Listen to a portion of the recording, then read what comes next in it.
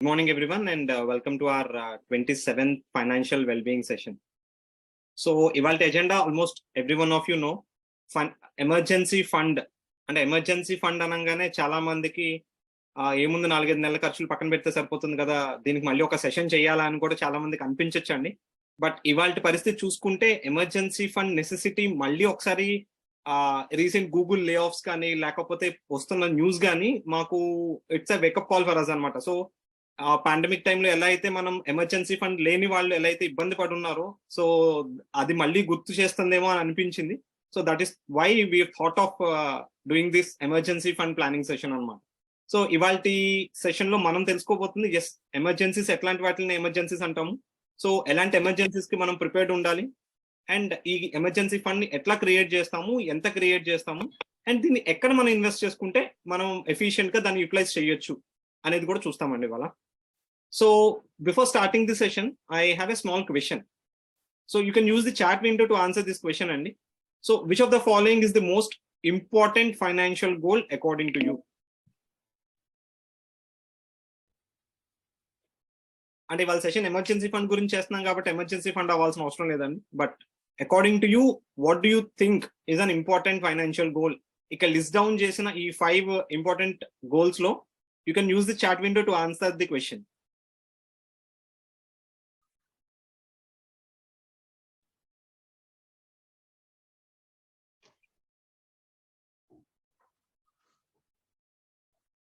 Manju garu respond అయ్యారు అన్ని అని, and Ravikanth garu he said retirement, and Ramesh garu retirement, and 1 person iPhone 12 emergency fund అని చెప్పారు. ఓకే అండి, thanks for your response. So it's obviously an emergency fund అండి. ఎందుకు ఎమర్జెన్సీ ఫండ్ అంత ఇంపార్టెంట్ అనేది గోయింగ్ ఫార్వర్డ్ మీకు అర్థమవుతుంది. సో ఎందుకు అనేది ఈ ఒక్క క్వశ్చన్ మీరు ఒక్కసారి మిమ్మల్ని మీరు క్వశ్చన్ చేసుకుంటే you will get the answer అండి. How many of us can manage or prepare if our salary for the coming month is delayed by a week or 2? So let's assume ఒక technical reason వల్ల మన income మన salary కానీ మన business income కానీ ఒక 1 month ఆగిందండి. అంటే మీ account లోకి వచ్చింది, సో అకౌంట్ యాక్సెసిబుల్ లేదు due to some KYC reason. Banker మన అకౌంట్ ని ఫ్రీజ్ చేశాడు. We were not in position to use any of the bank accounts అనమాట. ఒకసారి ఊహించండి ఎట్లా ఉండదు సిచ్యువేషన్. వెరీ స్కేరీ కదా. సో మరి ఊహించటానికే అంత స్కేరీగా ఉన్న సిచ్యువేషన్, ఒకవేళ మనం నిజంగా దాన్ని ఎదుర్కోవాల్సి వస్తే హౌ కాన్ఫిడెంట్ ఆర్ వి అనేది ఇవాళ సెషన్ ముఖ్య ఉద్దేశం అండి. So before starting the session ఈ యొక్క ఇమేజెస్ నేను సర్వ్ చేస్తుంటే వెబ్ లో నాకు ఇవి కనిపించినాయి అండి. మీకు రైట్ హ్యాండ్ సైడ్ చూస్తేనేమో 2022లో లే ఆఫ్ చేసిన కంపెనీస్ లిస్టు అండ్ ఎంతెంత మంది ఎంప్లాయీస్ లే ఆఫ్ చేశారని చూడొచ్చు. అండ్ లెఫ్ట్ హ్యాండ్ సైడ్ మీరు స్క్రీన్ మీద చూస్తేనేమో ఇవాల్టి హెడ్లైన్స్ అండి. అవి అంటే లైక్ ఇవాళ నేను అసలు ఏంటి పరిస్థితి అని ఒకసారి గూగుల్ చేస్తే నాకు మెయిన్ గా కనిపించిన హెడ్లైన్స్ అనమాట ఇవి. So very scary. అంటే ఎప్పుడు మీ ఎంప్లాయర్ కి మీరు నచ్చారో మీకు తెలియదు. The moment he don't want you in the company, that itself is a black day అనమాట. సో అంటే ప్రిపేర్డ్ గా ఉంటే ఓకే, బట్ ప్రిపేర్డ్ గా లేకపోతే మాత్రం believe me it is going to be nightmare అండి. అండ్ మీకే కాదు, అది ఫ్యామిలీకి కూడా చాలా స్ట్రెస్ ని క్రియేట్ చేస్తుంది తెలియకుండా. సో ఇలాంటి సిచ్యువేషన్ వచ్చినప్పుడు కూడా మనం కొంచెం కాన్ఫిడెంట్ గా ఫైనాన్షియల్ గా లీడ్ చేయడానికి ఏం చేయడం ఇంపార్టెంట్ అనేది వాళ్ళు చూస్తామండి. సో జనరల్ గా ఎమర్జెన్సీస్ అనగానే ఒక్కొక్కరు ఒక్కొక్క డెఫినేషన్ పెట్టుకుంటూ ఉంటారండి. కొంతమందికి వాళ్ళ మారుతి 800 ని మెర్సిడీస్ బెంచ్ కింద కన్వర్ట్ చేయడానికి కూడా ఎమర్జెన్సీ ఫండ్ ఉండాలనుకుంటారు. ఇంకొంతమంది అప్గ్రేడేషన్ కి కూడా ఎమర్జెన్సీ ఫండ్ పనికొస్తుందని అంటారు. But the basic objective of emergency fund వీటికి కాదండి. సో దేనికి ఎమర్జెన్సీ ఫండ్ ని మనం వాడచ్చు, అసలు ఎమర్జెన్సీస్ అంటే ఏంటో మనం చూసినట్టయితే, మేబీ ఇందాక మీరు హెడ్లైన్ చూసారు, sudden layoffs by the company with no notice, prior notice, company may say bye bye. అలాంటి సిచ్యువేషన్ ని ఎమర్జెన్సీ అని పిలవచ్చు. ఎందుకంటే ఫైనాన్షియల్ గా చాలా టర్బులెంట్ సిచ్యువేషన్ లోకి తోసేయడం జరుగుతుంది మనల్ని. That is most important emergency అనమాట. And medical complications in the family అండి. సో ఒక్క హాస్పిటలైజేషన్ చాలు ఎంటైర్ మన ఫైనాన్సెస్ ని జీరోకి తీసుకురావడానికి. అండ్ ఆ టైంలో మనం లోబడి అయ్యే లైక్ స్ట్రెస్ కానివ్వండి, లేకపోతే ఆ ఫైనాన్సెస్ కోసం మేనేజ్ చేయనివ్వండి, it is going to be very difficult అనమాట. మేబీ మీలో చాలా మంది కనిపించవచ్చు హెల్త్ ఇన్సూరెన్స్ ఉంటే సరిపోతుంది కదా. ఎస్ అండి, to some extent yes, health insurance will help you. But in all the cases, in every time, maybe health insurance may not be sufficient also. ఎందుకంటే ఆ మూమెంట్ లో మీరు హెల్త్ ఇన్సూరెన్స్ కంపెనీతో fight చేసే పరిస్థితి కూడా మనకు ఉండకపోవచ్చు. So we have to be prepared to some extent at least ఇలాంటి ఎమర్జెన్సీస్ కి. అండ్ ఇంకేం ఎమర్జెన్సీస్ ని మనం ఐడెంటిఫై చేయొచ్చు అంటే maybe sudden repair due to some water leakage, some electricity problem at your house, or maybe నేను చెప్పేది చాలా రిపిటేటివ్ అనిపించచ్చు అండి. Any unforeseen event can upset your financial plan in a big way. So మీరు long term కి retirement కోసం ఇందాక ఎంతమంది అయితే రిటైర్మెంట్ నా గోలు, లేకపోతే చిల్డ్రన్ ఎడ్యుకేషన్ నా గోల్ అని డిఫరెంట్ గోల్స్ ని మీరు ప్రయారిటీలు చెప్పున్నారో, సో ఆ గోల్స్ కోసం మీరు సేవ్ చేసేటప్పుడు ఒక్క అన్సర్టెనిటీ అంటే ఒక్క ఫైనాన్షియల్ ఎమర్జెన్సీ చాలండి మీ ఎంటైర్ సేవింగ్ ప్లాన్ ని డిస్టర్బ్ చేయడానికి. సో మీ లాంగ్ టర్మ్ ప్లాన్స్ డిస్టర్బ్ కాకుండా ఉండాలి అంటే there should be always we have to be prepared with the contingency plan అనమాట. సో అదేంటి అనేది ఇంకా డీటెయిల్ గా చూద్దాం. అండ్ ఇవాళ రోజుల్లో చూస్తే ఈవెన్ స్మార్ట్ ఫోన్ సడన్ గా విరిగిపోయినా లేకపోతే అది పోయినా కూడా దాన్ని ఫిక్స్ చేయడానికి కూడా we may need a good amount of fund. Once upon a time phone అంటే 4,000 5,000 అని మాట్లాడుకునే వాళ్ళని ఇప్పుడు 50,000, 1,00,000, 2,00,000, 3,00,000 అని కూడా మాట్లాడుతున్నాం. సో కాబట్టి for few people definitely losing a phone may also create a financial turbulence. So కాబట్టి దాన్ని కూడా మీరు దృష్టిలో పెట్టుకొని you have to think. So then what is the solution? ఏం లేదండి, ఈ అన్సర్టనిటీస్ ఏమీ మనం ఆపలేము, దేన్ని మనం కంట్రోల్ చేయలేము. సో మనం చేయగలిగింది ఏంటి అంటే you have to be prepared for these unforeseen events. ఎలా? సో ఈ అన్ఫోర్సీన్ ఈవెంట్స్ ని ప్రిపేర్డ్ గా ఉండడానికి సొల్యూషనే ఒక ప్రాపర్ కంటింజెన్సీ ఫండ్ ని క్రియేట్ చేసుకోవటం. కంటింజెన్సీ ఫండ్ అన్నా, ఎమర్జెన్సీ ఫండ్ అన్నా, లేకపోతే రెయినీ డే ఫండ్ అన్నా అన్ని ఒకటేనండి. సో దీన్ని మనం ఎంత ఎఫిషియెంట్ గా మనం డిఫైన్ చేసుకొని, ఎంత ప్రాపర్ గా మనం మేనేజ్ చేసుకొని మన కంట్రోల్లో ఉండేటట్టు చూసుకుంటున్నాం అనేది ఇవాళ సెషన్ యొక్క ఇంకొక ఆబ్జెక్టివ్ అనమాట. So let's see what is this backup plan is all about. Emergency fund ఇందాక మాట్లాడుకున్నాం కదండి, in times of crisis as we need a fund which we can call it as a contingency fund. ఈ corpus ఎందుకోసం ఉపయోగపడుతుందంటే ఇందాక నేను చెప్పినట్టు మీ లాంగ్ టర్మ్ గోల్స్ డిస్టర్బ్ కాకుండా ఉండడం కోసం, మీ ఫైనాన్షియల్ ప్లానింగ్ మధ్యలో ఆగకుండా ఉండడం కోసం, మీరు అనుకున్న రెస్పాన్సిబిలిటీస్ మీరు అనుకున్న టైంలో అచీవ్ అవ్వడానికి వచ్చే అడ్డంకుల్ని ఎదుర్కోవడం కోసం ఈ ఎమర్జెన్సీ ఫండ్ చాలా బాగా ఉపయోగపడుతుందండి.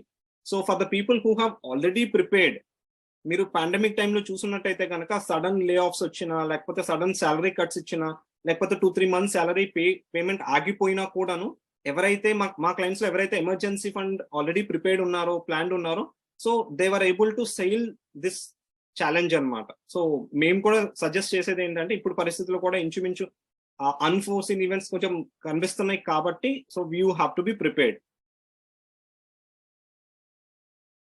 సో ఇక్కడ important point, basic definition of emergency fund ఎవరైనా కూడా మీకు చెప్పేది ఏంటంటేనండి, 4-5 నెలల ఖర్చులు పక్కన పెట్టుకోండి ఎమర్జెన్సీ ఫండ్ అంటారు దాన్ని, సో సరిపోతుంది అంటారు. నో అండి. So that is just a part of your emergency fund. So in our definition, in our words, so what Manavi Wealth we say is, it is not just a thumb rule which can give you a comfortable life. So అదేంటి అనేది చూద్దామండి. The first మేము 4-5 components కింద దీన్ని divide చేసామండి. Emergency fund ఎవరికి ఎంత ఉండాలి అని చెక్ చేసుకోవడం కోసం ఈ 4-5 పాయింట్స్ కనుక మీరు మైండ్ లో పెట్టుకొని మీరు నోట్ చేసుకుంటే then you will be able to calculate how much emergency fund a family need. ఎందుకంటే దీంట్లో ఒక థంబ్ రూల్ సరిపోదండి. అంటే లైక్ 4-5 నెలల ఖర్చులు నేను పెట్టుకుంటే సరిపోతుంది, జస్ట్ సెకండ్. సో 4-5 నెలల ఖర్చులు పక్కన పెట్టుకుంటే సరిపోతుంది అనేది పరిస్థితి లేదండి ఇప్పుడు ప్రస్తుతానికి. సో దాంట్లో ఇంపార్టెంట్ కాంపోనెంట్స్ ఏమేమి మనం పెట్టుకోవాల్సి ఉంటుందంటే, ఒక్క సెకండ్. సో మనం ఏమేమి కాంపోనెంట్స్ మైండ్ లో పెట్టుకోవాలి ఒకసారి చెప్తానండి. So first thing, if you are having a stable job, 6 months of your financial commitments అంటే మంత్లీ ఎక్స్పెన్సెస్, మీ హౌస్ హోల్డ్ ఎక్స్పెన్సెస్ ఎంతైతే కావాలో అంత మనీని పక్కన పెట్టడం is one of the most important component అండి. ఒకవేళ మీది అన్స్టేబుల్ జాబ్ అయితే దీనికన్నా కొంచెం ఎక్కువ ప్లాన్ చేసుకోవడం ఇంపార్టెంట్ అండి. అండ్ సెకండ్ మోస్ట్ ఇంపార్టెంట్ ఏంటంటే these days we are being chased by the EMIs. ఏదో ఒక లోన్ లో మనం కమిట్ అయిపోవాల్సి వచ్చి ఉంటుంది, లేకపోతే కమిట్ అయ్యి ఉంటాం already. So maybe personal loan, home loan, mortgage loan, consumer durable loan, ఏదో ఒక లోన్ లో అయితే ఉండుంటామండి. లేకపోతే ఇట్స్ గ్రేట్, ఉంటే గనక at least 4-5 months of your EMI or at least 6 months of your EMI కూడా మీరు పక్కన పెట్టడం చాలా ఇంపార్టెంట్ అండి. This is second component. And third important component, ఒకవేళ ఎమర్జెన్సీ ఫండ్ బిల్ చేసే పర్సన్ ఎవరైతే ఉన్నారో ఆయన మ్యారీడ్ అయి ఉండి కిడ్స్ ఉండి వాళ్ళు స్కూల్కి కానీ కాలేజీకి కానీ వెళ్ళే పిల్లలు ఉంటే గనక even 1 year of their education expenses you have to keep it aside. ఎందుకంటేనండి ఈ ఎమర్జెన్సీ అనేది ఏ మంత్ లో వస్తుంది, ఏ డేలో వస్తుంది, ఎంత ఎఫెక్ట్ చేస్తుంది, వి నెవర్ నో. అలాంటి పరిస్థితి ఉన్నప్పుడు సో ఒకవేళ ఆ ఎమర్జెన్సీ అనేది, ఆ అన్సర్టనిటీ అనేది కరెక్ట్ గా వాళ్ళ అడ్మిషన్ టైంలోనో కాలేజ్ కో స్కూల్లో జాయిన్ అయ్యే టైంలోనో వస్తే are we prepared for that? So కాబట్టి ఈ కాంపోనెంట్ కూడా చాలా ముఖ్యమైన కాంపోనెంట్ అనమాట. And the other most important component ఏంటంటే మీ మ్యాండేటరీ ఎక్స్పెన్సెస్ అండి.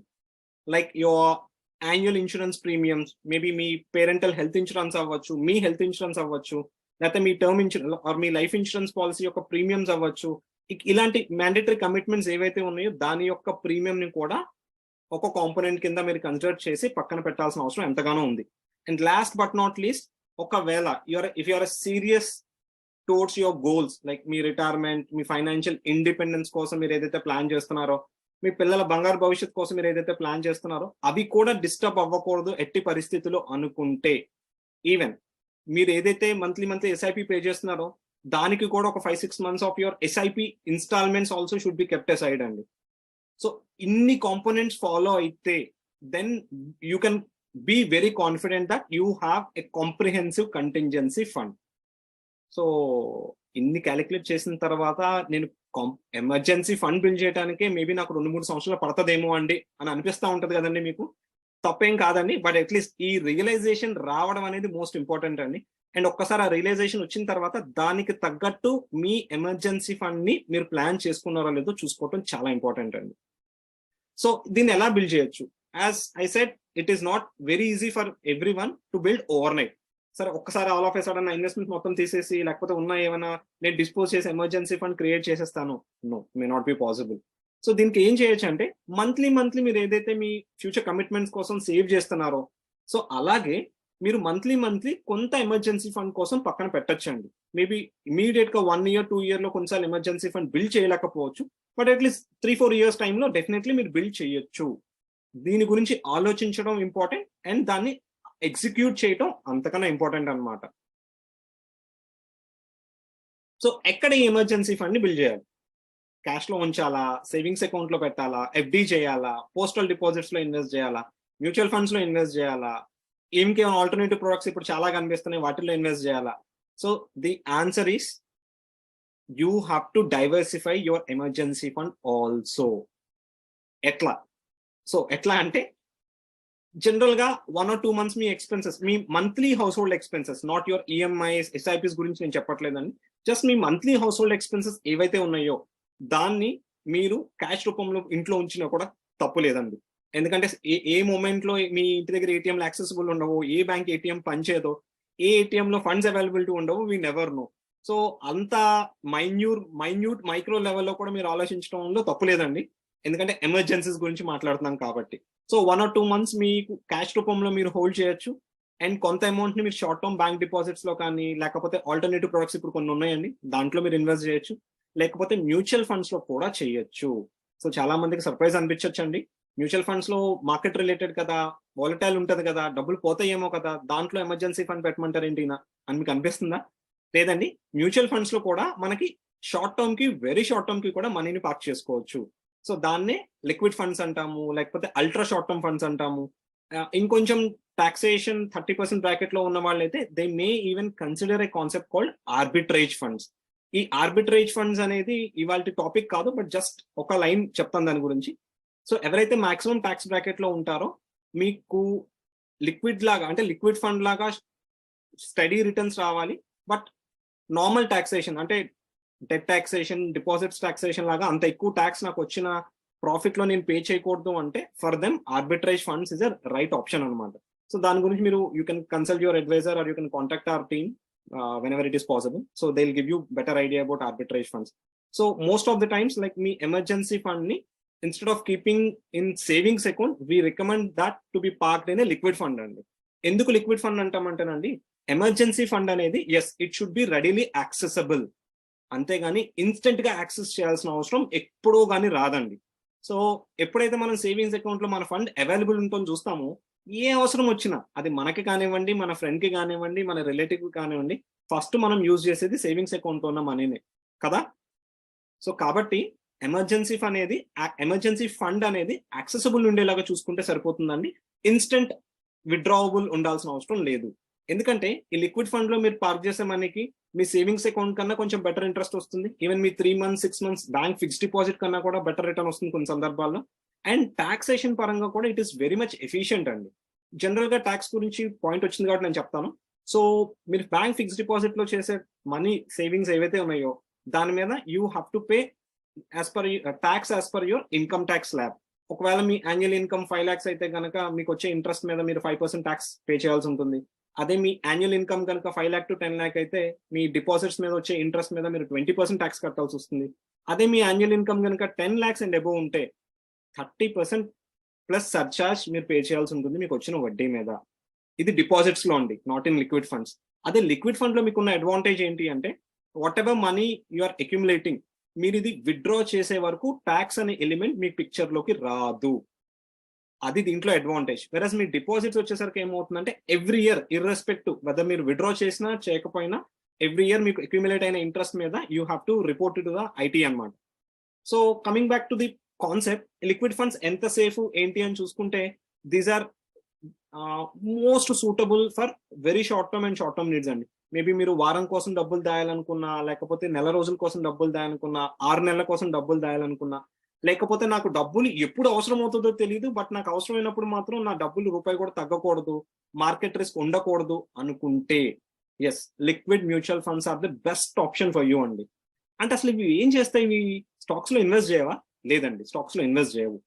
దీంట్లో ఈ ఫండ్ లో మీరు ఏదైతే మనీ ఇన్వెస్ట్ చేస్తారో ఆ మనీని ఈ మ్యూచువల్ ఫండ్ కంపెనీస్ బ్యాంక్స్ కి అండ్ సెంట్రల్ గవర్నమెంట్ కి, ఇన్సూరెన్స్ కంపెనీస్ కి, మ్యూచువల్ ఫండ్ కంపెనీస్ కి, ఈవెన్ స్టేట్ గవర్నమెంట్స్ కి కూడా అప్పు ఇస్తారండి.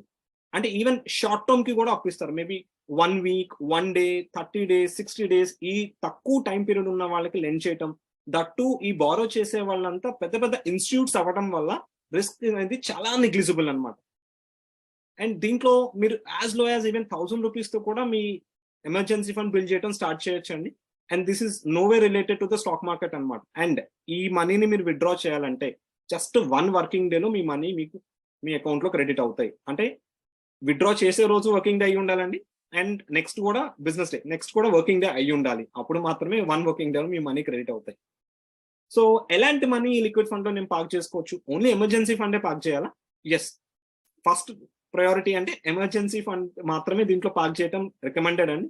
లేదు నేను ఎమర్జెన్సీ ఆల్రెడీ ప్లాన్ చేసుకున్నాను, నాకు వేరే ఆల్టర్నేటివ్ సోర్సెస్ ఉన్నాయి అని అనుకుంటే గనక there are few other options which we figure out అనమాట. మేబీ మీకు ఈఎంఐ కమిట్మెంట్ ఉంది, ఆల్రెడీ ఎవ్రీ మంత్ మీరు ఈఎంఐ పే చేస్తున్నారు. సో ఒకవేళ మీరు పే చేసే ఈఎంఐకి గనక ఎక్కువ టైం ఉంది, maybe 20th of every month or 25th of every month, అలా మీరు గనక ఈఎంఐ ఆప్ట్ పెట్టుకుంటే ఆ first 20 days or first 15 days ఏదైతే ఉంటుందో ఆ అమౌంట్ ఆ టైం పీరియడ్ లో కూడా మీ ఈఎంఐని లిక్విడ్ ఫండ్ లో ఎస్ఐపి కింద మీరు మార్చుకోవచ్చు అండి. సో ఆటోమేటిక్ గా ఒక 15 days 20 days తర్వాత మీరు ఈ లిక్విడ్ ఫండ్ విత్డ్రా చేసుకుని మీరు ఈఎంఐ పే చేసుకునే అవకాశం ఉంటుంది. అండ్ ఇందాక మాట్లాడుకున్నట్టు మీ కిడ్స్ స్కూల్ ఫీజు కొన్నిసార్లు quarterly, half yearly, yearly pay చేయాల్సి ఉంటుంది. అలాంటి దాన్ని కూడా మీరు లిక్విడ్ ఫండ్ లో పార్క్ చేసుకోవచ్చు. అండ్ ఇంకొక సందర్భం ఏంటంటే మనకు salary first of every month or first week లో యూజువల్ గా క్రెడిట్ అవుతుంది. కొన్నిసార్లు ఏమవుతుందంటే మన ఎక్స్పెన్సెస్ స్ప్రెడ్ అవుతాయి, ఒకేసారి మొత్తం వాడేము. మేబీ ఫస్ట్ వీక్ లో రెంట్ అండ్ హౌస్ హోల్డ్ ఎక్స్పెన్సెస్ కి వాడొచ్చు, మేబీ 15th తర్వాత ఇంకొన్ని ఎక్స్పెన్సెస్, 20th తర్వాత ఇంకొన్ని ఎక్స్పెన్సెస్ కి మనం వాడుతూ ఉండొచ్చు. అలాంటప్పుడు కూడా కొంత మనీని మీరు లిక్విడ్ ఫండ్ లో పార్క్ చేయొచ్చు అండి. అండ్ ఒకవేళ మీరు బిజినెస్ పీపుల్ అయితే కనుక మీకు స్లాక్ సీజన్ వస్తుంది, అంటే కొంచెం ఎక్కువ బిజినెస్ జరగని టైం వస్తుంది, లేకపోతే పర్చేసింగ్ కి వెళ్ళడానికి మీరు ఫండ్ ఎంతో కొంత మీ కరెంట్ అకౌంట్ లో పార్క్ చేసుకోవడం జరుగుతుంది. సో యూజువల్ గా కరెంట్ అకౌంట్ లో ఎటువంటి ఇంట్రెస్ట్ అనేది రాదు కాబట్టి అలాంటి మనీని కూడా మీరు లిక్విడ్ ఫండ్ లో పార్క్ చేయొచ్చండి. ఈవెన్ 1 day కి కూడా పార్క్ చేయొచ్చా లిక్విడ్ ఫండ్ లో అంటే ఎస్, ఈవెన్ 1 day కి కూడా మీరు లిక్విడ్ ఫండ్ లో పార్క్ చేయొచ్చు. ఇంకా this were few other reasons wear you can park your surplus money are ideal money into liquid funds.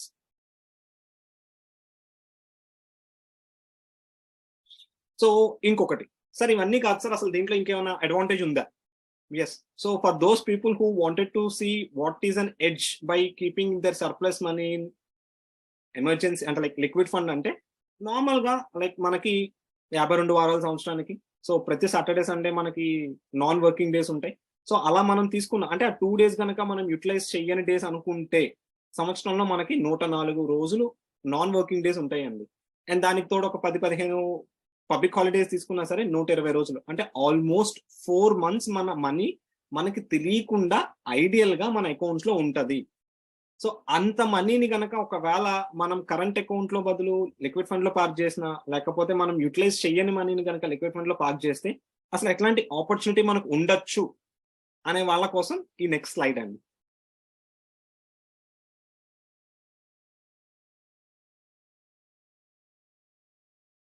Sorry. So for the people who think like ఆ మనీని నేను ఎట్లా పార్క్ చేసుకోవచ్చు ఏంటి అనేది చూస్తే గనక 1 day కి గనక మనం మన మనీని లిక్విడ్ ఫండ్ లో పార్క్ చేస్తే సో లిక్విడ్ ఫండ్ లో అయితే మీకు పర్ డే ఎంత రిటర్న్ వస్తుంది, సారీ పర్ డే కాదండి, ఇందాక నేను తీసుకున్న ఎగ్జాంపుల్ ప్రకారం. సో సేవింగ్స్ అకౌంట్ లో అయితే మనకి ఎంత వాల్యూ క్రియేట్ అవుతుంది, అదే ఒక 10 lakhs కనుక మన సేవింగ్స్ అకౌంట్ లో పెడితే ఎంత వాల్యూ క్రియేట్ అవుతుంది, అండ్ లిక్విడ్ ఫండ్ లో పెడితే ఎంత వాల్యూ క్రియేట్ అవుతుంది. So this were other few examples where you can see savings account versus liquid fund. రెండు నేను కన్జర్వేటివ్ ఇంట్రెస్ట్ రేట్స్ తీసుకున్నానండి. అండ్ రిమెంబర్ సేవింగ్స్ అకౌంట్ లో మీకు వచ్చే వడ్డీ మీద కూడా మీరు ట్యాక్స్ కట్టాల్సి ఉంటుంది, అండ్ మీ డిపాజిట్స్ మీద ఎనివే కడతారని తెలుసు. Like wise even liquid fund లో కూడా పడుతుందండి. బట్ లిక్విడ్ ఫండ్ లో టాక్సేషన్ ఎలా ఉంటుంది ఏంటి అనేది చెప్పే ముందు అసలు దీంట్లో మన డబ్బులు సేఫా అనే క్వశ్చన్ ఉన్న వాళ్ళ కోసం ఈ ఆన్సర్ అండి. సో మ్యూచువల్ ఫండ్ ఇండస్ట్రీ దగ్గర వీవర్ ఎట్ 40 lakh crores అండి, అంటే 40 లక్షల కోట్లు మ్యూచువల్ ఫండ్ ఇండస్ట్రీ మేనేజ్ చేస్తుంది యాజ్ ఆన్ డేట్. దాంట్లో మేజర్ గా అంటే లైక్ పెద్ద ఇన్స్టిట్యూషన్స్ కానివ్వండి, ఈవెన్ బ్యాంక్స్ కూడా వాళ్ళ సర్ప్లస్ మనీని ఈ లిక్విడ్ ఫండ్ లో పార్క్ చేయడం వల్ల కరెంట్లీ లిక్విడ్ ఫండ్ అనే కేటగిరీలో 8 లక్షల కోట్లు ఇండియన్ మ్యూచువల్ ఫండ్స్ మేనేజ్ చేస్తున్నాయండి. This is latest data. And ఈ లిక్విడ్ ఫండ్స్ అనేవి అంటే ప్రతి మ్యూచువల్ ఫండ్ కంపెనీలో ఉంటుంది. ఈవెన్ మీరు దాంట్లో చూస్తే even top brands like state bank of India, Tata, HDFC, Kotak, union bank, UTI, like ఇలా చాలా పెద్ద మ్యూచువల్ ఫండ్ కంపెనీస్ కూడా they were managing the money in liquid fund. So మీరు ఏ స్కీమ్ మీరు ఆప్ట్ చేసుకున్నా పర్వాలేదండి, బట్ ఆ లిక్విడ్ ఫండ్ ని సెలెక్ట్ చేసుకునే ముందు కొన్ని బేసిక్ ఇంపార్టెంట్ పాయింట్స్ ఉంటాయి. అవి మీరు తెలిస్తే గనక ఓకే, బట్ లేకపోతే without any guidance just returns ని బేస్ చేసుకుని లిక్విడ్ ఫండ్ లో దయచేసి పార్క్ చేయకండి. సో టాక్సేషన్ పరంగా చెప్పాలంటే ఇందాక నేను చెప్పినట్టు ఈ డెట్ మన ఫిక్స్డ్ డిపాజిట్స్ లో అయితే కనుక ఎవ్రీ ఇయర్ మనం ట్యాక్స్ పే చేయడం జరుగుతుంది as per our income tax slabs. Versus ఈ లిక్విడ్ మ్యూచువల్ ఫండ్స్ లో కనుక టాక్సేషన్ చూస్తే 2 రకాల టాక్సేషన్స్ ఉంటాయండి. Short term tax, long term tax. అంటే షార్ట్ టర్మ్ లో మీకు వచ్చిన గెయిన్ మీద పడే ట్యాక్స్ ని short term capital gain tax అంటాము. అదే లాంగ్ టర్మ్ లో వచ్చే గెయిన్ మీద పడే ట్యాక్స్ ని long term capital gain tax అంటాము. సో ఈ డెఫినేషన్ ఏంటండి షార్ట్ టర్మ్ కి లాంగ్ టర్మ్ కి అంటే మీరు ఇన్వెస్ట్ చేసి 3 years లోపు గనక ఎప్పుడైనా విత్డ్రా చేయాల్సి వస్తే the gain which has come is called short term capital gain. So దాని మీద పడే ట్యాక్స్ షార్ట్ టర్మ్ ట్యాక్స్ అండి. అదే బియాండ్ 3 years అయితే గనక you will be calling it as a long term capital gain tax. And differences ఏంటి? Short term capital gain tax అయితే కనుక సేమ్ మీ బ్యాంక్ ఫిక్స్డ్ డిపాజిట్స్ లాగానే మీరు విత్డ్రా చేసినప్పుడు మీ ఇన్కమ్ యాడ్ అవుతుంది. సో ఒక చిన్న మాట మీరు గమనించాల్సింది ఏంటంటే బ్యాంక్ ఫిక్స్డ్ డిపాజిట్స్ మీరు విత్డ్రా చేయకపోయినా కూడా ఎవ్రీ ఇయర్ మీరు ట్యాక్స్ పే చేయాల్సి ఉంటుంది. వెరస్ ఇక్కడ విత్ ఇన్ 3 years లోపు మీరు ఎప్పుడు విత్డ్రా చేస్తే ఆ ఫైనాన్షియల్ ఇయర్ లో మీకు దీంట్లో వచ్చిన వడ్డీ మీ ఇన్కమ్ యాడ్ అవుతుందండి. అదే ఒకవేళ మనకి ఎమర్జెన్సీస్ రాలేదు, ఆల్ గుడ్, ఈ లిక్విడ్ ఫండ్ నుంచి డబ్బులు తీయాల్సిన అవసరం పడలేదు, సో అలాంటి మనీ ఏమన్నా ఉండి 3 years క్రాస్ అయితే గనక that gain which has come is called long term capital gain. So 3 years తర్వాత మీరు ఎప్పుడు విత్డ్రా చేసినా సరే ఆ గెయిన్ ఏదైతే ఉందో ఆ గెయిన్ ని ఇండెక్సేషన్ తో అడ్జస్ట్ చేస్తాం, అంటే ఇన్ఫ్లేషన్ తో అడ్జస్ట్ చేయటం అంటారండి. అంటే మీ లిక్విడ్ ఫండ్ లో ఒక 5% రిటర్న్ వచ్చింది, మీ ఇన్ఫ్లేషన్ యావరేజ్ ఇన్ఫ్లేషన్ ఇండియాలో ఒక 6% ఉందనుకుంటే మీరు విత్డ్రా చేయడం కూడా అదే 6% ఇన్ఫ్లేషన్ ఉంది, మీ లిక్విడ్ ఫండ్ 5% రిటర్న్ వచ్చింది అనుకుంటే మీకు వచ్చిన మార్జినల్ రిటర్న్ ఎంత అంటే 5% మీ ఫండ్ ఇచ్చింది అండ్ 6% ఇన్ఫ్లేషన్ ఉంది. సో రియల్ గా మీకు వచ్చిన రిటర్న్ ఎంత అంటే -1% అండి. ఎస్, మీరు విన్నది కరెక్టే, -1%. అంటే technically you didn't made any money, so you need not pay any tax. అదే ఒకవేళ మీ లిక్విడ్ ఫండ్స్ లో 7% రిటర్న్ ఇచ్చింది, మీ ఇన్ఫ్లేషన్ వచ్చి 5% ఉందనుకుందాం, దెన్ 7% minus 5%, so 2% is the difference అనమాట రిటర్న్ లో. దాని మీద మాత్రం 20% ట్యాక్స్ కట్టాల్సి ఉంటుంది, విచ్ ఇస్ స్టిల్ 0.04, చాలా నెగ్లిజిబుల్ అండి. సో ఈవెన్ టాక్సేషన్ పరంగా తీసుకున్నా సరే మీ ఎమర్జెన్సీ ఫండ్ ని లిక్విడ్ ఫండ్స్ లో పార్క్ చేసుకోవడానికి, లేకపోతే మీ అన్ఫోర్సీన్ ఈవెంట్స్ కోసం కానివ్వండి, లేకపోతే షార్ట్ టర్మ్ పర్చేసింగ్ కోసం కానీ పక్కన పెట్టాలనుకున్న మనీని లిక్విడ్ ఫండ్ లో ఖచ్చితంగా మీరు పార్క్ చేసుకోవచ్చు. So finally we have almost come to an end, and with this slide we are going to complete the session. Contingency fund అనేది ప్రతి దానికి ఉపయోగపడే ఫండ్ లాగా పెట్టుకోదు. అంటే contingency fund is different from A reserve fund అండి. ప్రతి దానికి అవసరమైతే నేను వాడుకుంటాను అనే దాన్ని రిజర్వ్ ఫండ్ అంటాము. ఎమర్జెన్సీ ఫండ్ అన్నా కంటింజెన్సీ ఫండ్ అన్నా నిజంగా అది ఎమర్జెన్సీ అయితేనే టచ్ చేయాల్సిన ఫండ్ అండి. సో ఒకవేళ నాకు రెండు ఇంపార్టెంట్, రెండింటికి నేను ప్లాన్ చేసుకోవాలంటే, so you have to have an emergency fund planning and you also have to have a reserve fund planning అనమాట. అండ్ చాలా సార్లు మేము చూసిన మా ఎక్స్పీరియన్స్ ఏం చెప్తుంది అంటే, ఏ చిన్న అవసరం వచ్చినా అది నిజంగా ఎమర్జెన్సీ కాకపోయినా కూడా ఫస్ట్ మనం ఈ కంటింజెన్సీ ఫండ్ ని పట్టుకొని యూజ్ చేసేస్తా ఉంటాం అనమాట. అండ్ రీసెంట్ గా మేము అబ్జర్వ్ చేసింది కూడా ఏంటంటే, ఎమర్జెన్సీ అనుకుని కూడా విత్డ్రా చేసే సందర్భాలు ఉంటాయండి. సో ఒక్కసారి అది మీరు మీ అడ్వైజర్ తో డిస్కస్ చేసి అది నిజంగా మేనేజ్ చేయలేని ఎమర్జెన్సీ, డెఫినెట్లీ ఫండ్స్ విత్డ్రా చేయాలనేది ఒక్కసారి డిస్కస్ చేసి మీరు తీస్తే కనుక లాంగ్ టర్మ్ రిపర్కేషన్స్ చాలా తక్కువ ఉంటాయండి దీని మీద.